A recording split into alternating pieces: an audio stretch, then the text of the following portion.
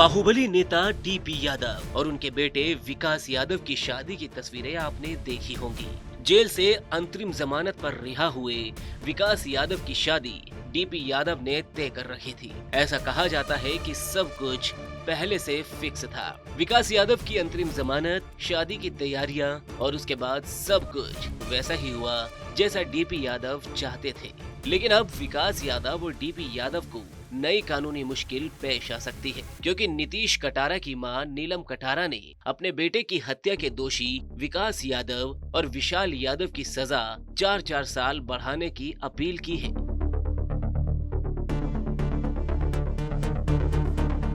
नीतीश कटारा हत्याकांड 2002 में हुआ था।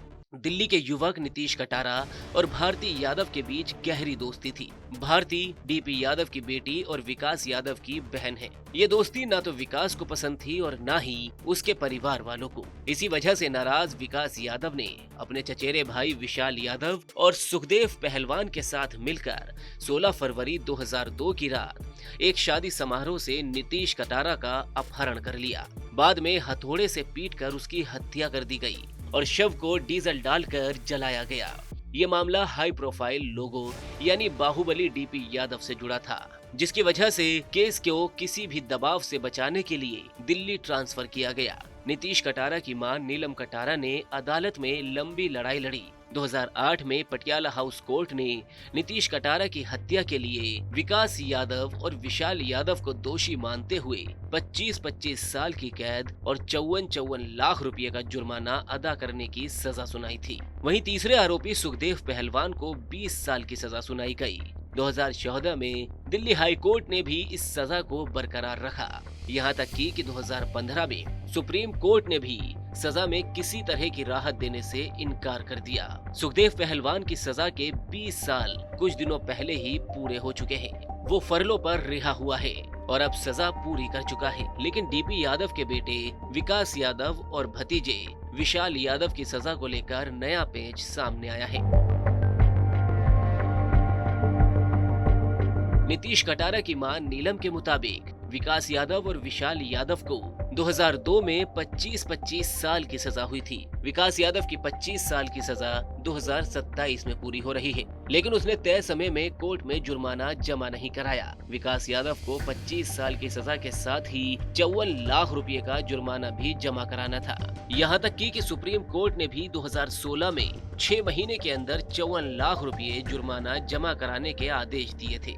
ऐसे में साल 2021 तक जुर्माने की राशि जमा नहीं की गई। नीलम कटारा के मुताबिक विकास यादव ने कोर्ट में याचिका देकर कहा कि उसे अंतरिम जमानत पर रिहा किया जाए, ताकि वो अपनी कुछ प्रॉपर्टी बेचकर जुर्माने की रकम का इंतजाम कर सके। नीलम कटारा का कहना है कि सुप्रीम कोर्ट के आदेश के बाद भी विकास यादव ने समय पर जुर्माना जमा नहीं किया, जिसकी वजह से उसकी सजा 4 साल बढ़नी चाहिए, क्योंकि अदालत ने सजा के आदेश में लिखा था कि अगर जुर्माना 6 महीने में जमा नहीं किया गया तो सजा 4 साल बढ़ा दी जाएगी।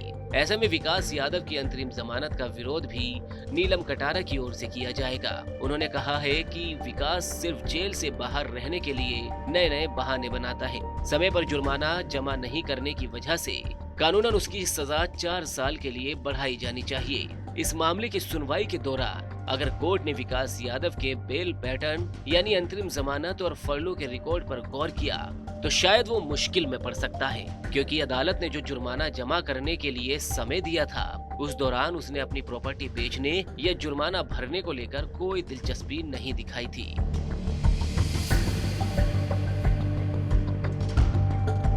नीलम कटारा के मुताबिक विकास यादव की तरह विशाल यादव ने भी तय समय पर 54 लाख रुपए जमा नहीं किए। ऐसे में उसकी सजा भी 4 साल बढ़ाई जानी चाहिए। विशाल यादव करीब 2.5 साल की जमानत पर बाहर था, इसलिए उसकी 25 साल की सजा 2029 में पूरी होगी। लेकिन नीलम कटारा का कहना है कि वो सजा भी 4 साल बढ़वाने के लिए अदालत में अपील करेंगी। नीतीश कटारा हत्याकांड में मुख्य आरोपी और बाहुबली नेता डीपी यादव के बेटे विकास यादव को 24 अप्रैल को अंतरिम जमानत मिली थी। दरअसल विकास यादव को सुप्रीम कोर्ट ने संविधान के अनुच्छेद 142 के तहत असाधारण शक्ति का प्रयोग करते हुए 24 अप्रैल 2025 को अंतरिम जमानत दी थी।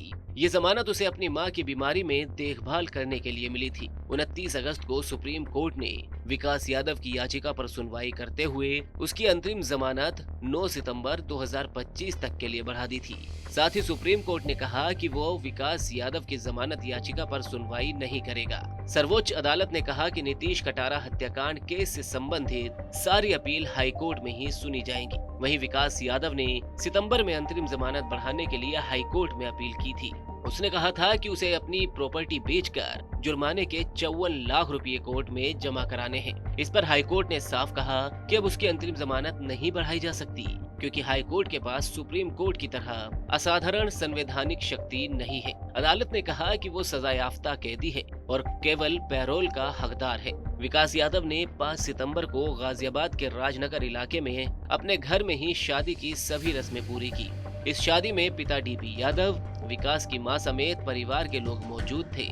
विकास यादव को सुप्रीम कोर्ट के आदेश के मुताबिक 9 सितंबर को वापस जेल जाना था, लेकिन ज्यादा समय हो जाने की वजह से वो 10 सितंबर की सुबह तिहाड़ जेल पहुंचा। विकास यादव जेल से जल्द रिहा होने के लिए बेचैन हैं। हालांकि हाईकोर्ट ने सजा सुनाते हुए अपने आदेश में लिखा था कि जब भी विकास यादव या विशाल यादव क्षमा के लिए याचिका दाखिल करेंगे तो दोनों पक्षों को सुना जाएगा। यानी अपने बेटे को इंसाफ दिलाने की लंबी लड़ाई लड़ने वाली नीतीश कटारा की मां नीलम कटारा का पक्ष भी सुना जाएगा।